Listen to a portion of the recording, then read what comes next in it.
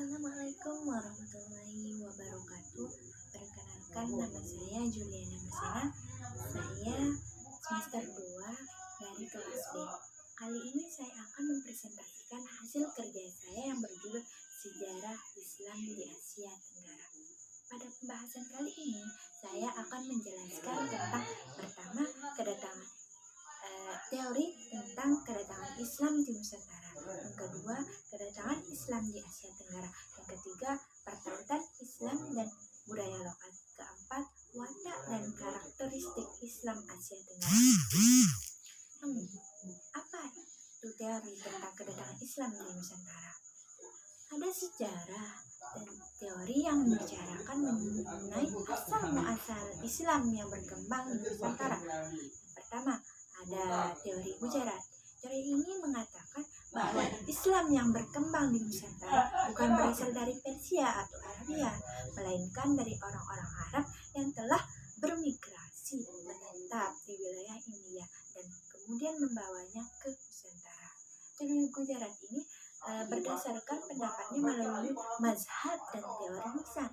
Menurut teori ini ditemukan adanya persamaan mazhab yang dianut oleh umat Islam Nusantara dengan umat Islam di Gujarat.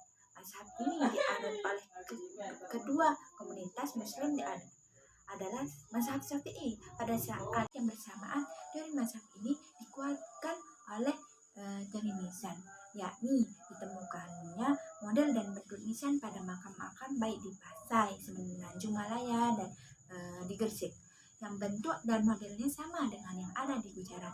Karena bukti-bukti itu, mereka memastikan Islam yang berkembang di Nusantara pastilah berasal dari sana. Yang kedua, ada teori Bengal namanya. Teori ini mengatakan bahwa Islam Nusantara berasal dari daerah Bengal. Teori ini ditemukan oleh Eski Fatimi.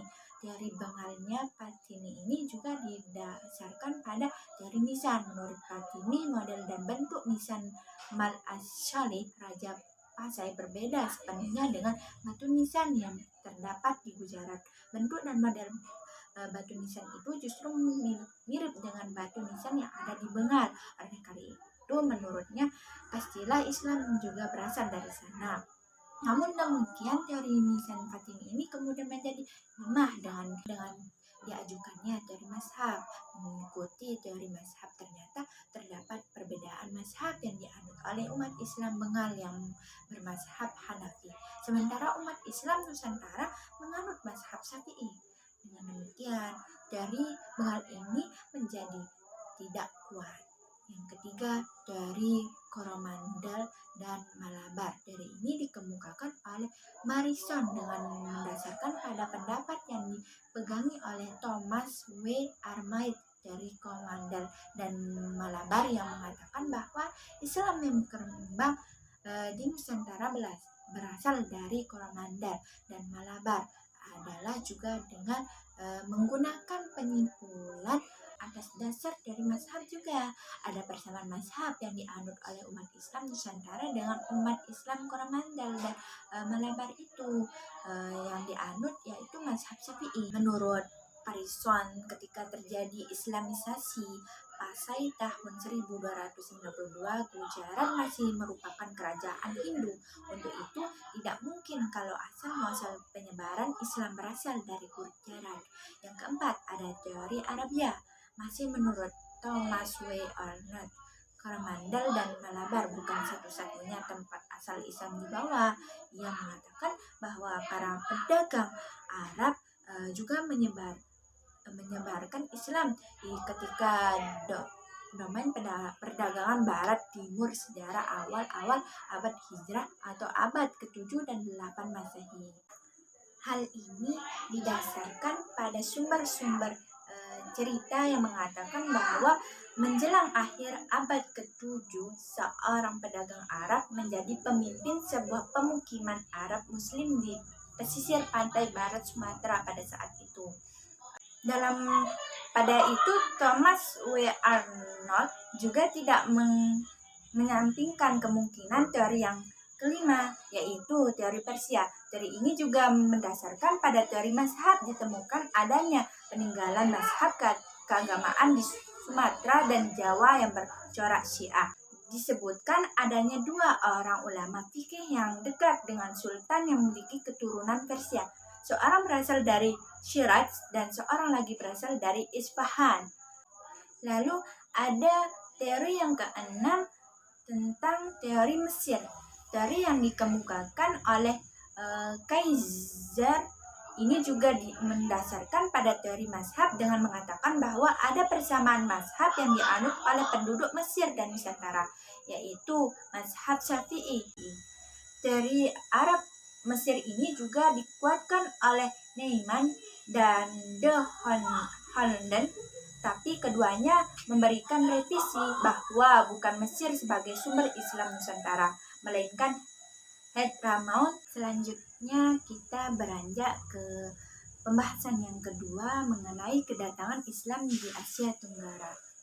Sebelum melalui kedatangan Islam, penetrasi atau penyebaran Islam dan Islamisasi kedatangan Islam biasanya dibuktikan dengan melihat peninggalan sejarah seperti prasasti, batu bertulis, dan lain-lain. Bukti inilah kemudian perkirakan awal kedatangan Islam di suatu tempat tertentu.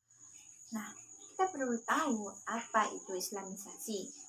Islamisasi merupakan suatu proses panjang yang berlangsung selama berabad-abad tahun, bahkan sampai sekarang, yang selain mengandung arti mengajak untuk memeluk Islam juga mengandung arti upaya pemurnian Islam dari unsur-unsur kepercayaan non-Islam serta berusaha agar Islam dilaksanakan dalam berbagai aspek kehidupan yang mencakup ritual keagamaan, ekonomi, sosial budaya, politik, hukum, dan pemerintahan.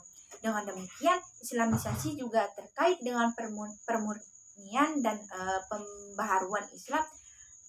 Islam masuk ke Asia Tenggara melalui proses damai yang berlangsung selama berabad-abad tahun. Penyebaran Islam di kawasan ini terjadi tanpa pengolahan politik atau bukan melalui ekspansi pembebasan yang melibatkan kekuatan militer, pengolahan politik atau pemaksaan struktur kekuasaan dan norma-norma masyarakat dari luar negeri, melainkan Islam masuk melalui jalur perdagangan, perkawinan, dakwah, dan pembauran masyarakat Muslim Arab, Persia, dan India dengan masyarakat pribumi. Pada saat sama, hegemoni politik di Jawa Timur masih di tengah raja-raja beragama Syiah dan Buddha di Kediri dan Singasari. Ibu kota Majapahit yang pada abad ke-14 sangat penting pada waktu itu belum berdiri. Begitu pula kerajaan Islam Demak baru berdiri bersamaan dengan melemahnya kekuasaan Majapahit. Karena itu tidaklah mudah untuk menjawab kapan, di mana, mengapa, dan dalam bentuk apa Islam mulai menimbulkan dampak pada masyarakat Asia Tenggara untuk pertama kalinya. Pembahasan yang ketiga, pertautan Islam dan budaya lokal. Nah, menurut Azra, mempunyai ciri budaya yang sangat berbeda, artinya bahwa masing-masing wilayah kebudayaan mempunyai masing-masing dalam hal ini sebuah kekayaan budaya tidak bisa dibandingkan dengan negara-negara lain yang sama-sama dalam kerangka wilayah kebudayaan Islam. Dari sinilah kita dapat melihat perbedaan antara kebudayaan Islam di Arab dan kebudayaan Islam di dunia Melayu. Di dunia Melayu. Begitu juga dengan wilayah-wilayah kebudayaan Islam Turki atau Rusia yang mempunyai karakter dan perbedaan masing-masing yang cukup distinktif di Asia Tenggara.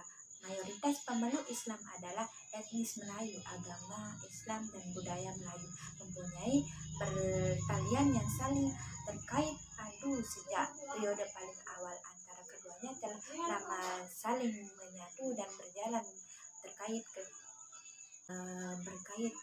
berkelindan sedikitnya dari masa kesulitan. Agama Islam yang mempunyai dasar filosofis dan rasional yang kuat setelah pengaruh pada berbagai kehidupan masyarakat Melayu tradisional Islam bagi orang Melayu bukan hanya sebatas keyakinan, tapi juga telah menjadi identitas dan dasar kebudayaan, serta mewarnai institusi kenegaraan dan perdagangan politik mereka. Namun demikian, perlu ditekankan di sini bahwa transformasi masyarakat tradisional Melayu ke dalam kehidupan yang lebih bernuansa Islam sebagaimana telah disinggung di atas tidaklah terjadi secara revolusioner melainkan secara terhadap sesuai dengan sifat Islamisasi yang berlangsung di dunia Melayu.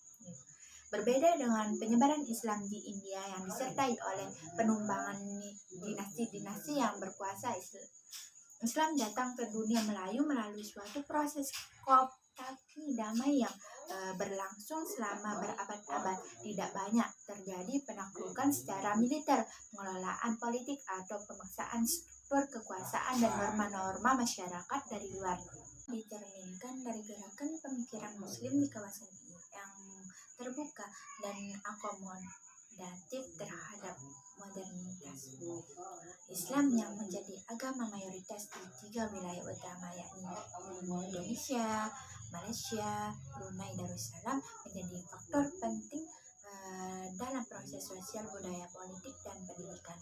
Begitu besar pengaruh yang dibawa Islam terhadap penganutnya, sehingga agama yang seringkali mengakui ruang publik yang tidak terbatas. Sebagai way of Islam mengarah pada berbagai di kehidupan aspek sosial, budaya, ekonomi, politik, dan seterusnya. Islam berpengaruh dalam kehidupan politik berbangsa dan bernegara, begitu pula dalam perilaku keseharian, sesuai dengan kondisi dan watak masyarakat Melayu yang mendamai kawasan ini.